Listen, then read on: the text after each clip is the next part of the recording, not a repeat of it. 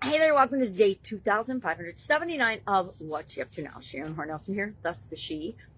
Sharing lessons learned, the good, the bad, the ugly, things that have happened as I transitioned originally and moved from the brick and mortar corporate world of businesses to the online world of businesses, and then back and forth again. And now I've got my feet in both worlds because I like to have multiple streams of income, and I like to make sure that I am keeping up with what's going on in the world of business, etc. So today we're talking about in both the Be a Better You annual challenge. I do an annual challenge. This is, I think, our 8th year in a row that I've shared it online.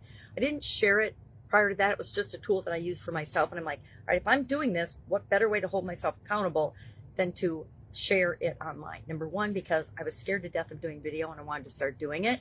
Number two, because it held me accountable to actually doing it every single day, no matter what. Because in 8 years, I guarantee, there have been days I didn't feel like doing it. I think I missed Christmas of 2019, Christmas Day, because I had COVID, before COVID was a thing, right? How could that happen? How could that be? I wonder. So today I'm sharing a tool called the Lifeline exercise. And the Lifeline exercise is a tool like timelines we learned about in school, important big milestones leading up to a critical event. Well, I say our birth is a critical event and that we should document the big things that have happened to us and impacted us on our own timeline or lifeline. And so I started doing that a couple of decades ago, literally. I learned it from, I don't know if I learned it from Tony Robbins. I learned it from some guru that said, hey, if your life's worth living, it's worth recording. So you should journal and da. And you should also make sure that you're pondering and reflecting on what's worked and what hasn't worked for you in the past.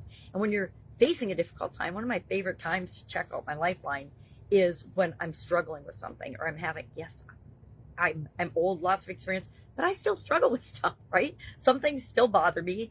No matter how hard I work on them, they still will. I'll think it's gone and taken care of, and then all of a sudden it will rear its ugly head, and I'll be like, I gotta look at that. So then I'll go pull out my lifeline, and I'll look at it, and I'll say, all right, well, why am I letting that event that happened 40 years ago impact my confidence today in this situation? That is ludicrous and ridiculous, and I'm gonna choose not to do that. So sometimes we have to cheerlead ourselves and use the tools that we have at our disposal to do that. Well, if I didn't have the lifeline, it would be harder for me to remind myself of different events that have happened and times when I have been super confident and I have shown up even though I was afraid and I had to stretch my comfort zone, but I did it anyway. I didn't know how I was going to do everything about it, but I figured it out because I trusted and knew I'd figured stuff out in the past and solved problems in the past. So that meant I can solve this problem. I can solve problems in the future. And that gives us great confidence. So we talked about that with respect to our businesses in Supersize Your Business group. And how does that impact our businesses? Well, it's really important to look at our history as a business, where we've been and where we've come from, what it is that we're trying to create, and understand the implications that it has on the different areas and aspects of our business, right? Just like we as human beings are multifaceted, guess what? Our businesses are that on steroids, because it's not just about us. It's about us and every other person in that organization, and every other person that we touch in as part of that business has an impact on it. And the better we know ourselves, the better we can serve the people that we're here to serve, at least in my opinion. So that's all I've got today.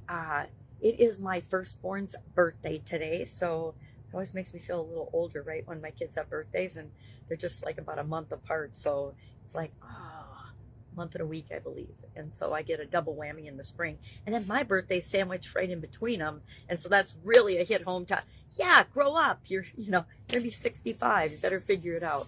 So I will offer what I offer most days, not every day, because some days I'm just too dang busy.